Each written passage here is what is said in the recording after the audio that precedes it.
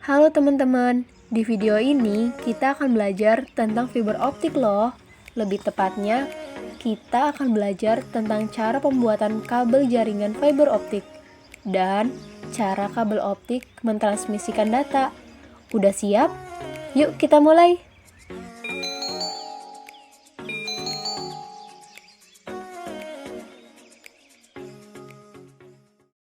Pembuatan kabel jaringan fiber optik terbilang sangat rumit loh, karena dilakukan dengan cara menarik bahan dasar berupa kaca yang telah dicairkan hingga kental, hingga akhirnya diperoleh serabut atau serat kaca dengan penampung tertentu.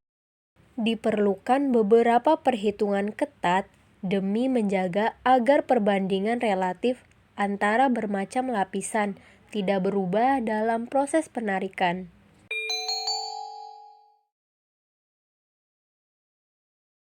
Proses pembuatan kabel fiber optik ini disebut Modified Chemical Vapor Deposition, di mana silikon dan germanium bereaksi dengan oksigen, membentuk SiO2 dan GeO2, yang kemudian menyatu dan membentuk kaca.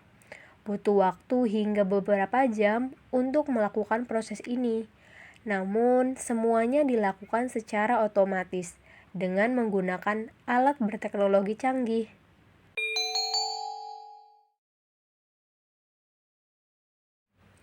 Setelah proses pertama selesai, kaca yang dihasilkan kemudian dimasukkan ke dalam sebuah alat yang disebut fiber drawing tower, guna dipanaskan hingga mencapai 1900 sampai 2200 derajat Celcius, hingga akhirnya kaca tersebut meleleh.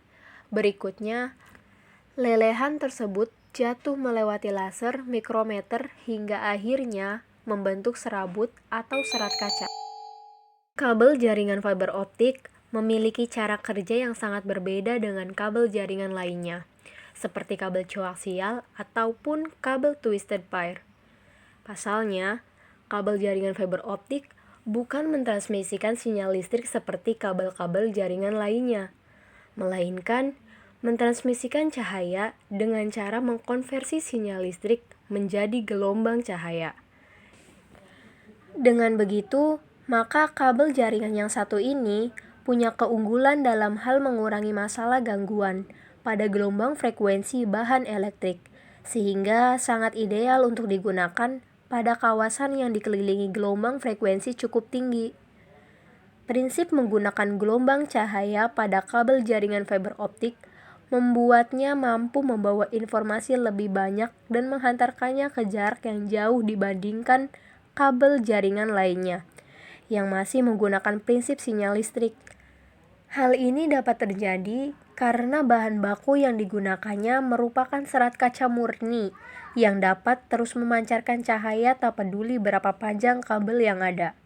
Dalam prosesnya, cara kerja kabel fiber optik adalah dengan memanfaatkan cermin yang menghasilkan total internal reflection atau refleksi total pada bagian dalam serat kaca. Nah, belajarnya udah selesai nih teman-teman. Jangan lupa belajar dari berbagai sumber juga ya. Sampai jumpa kembali teman-teman.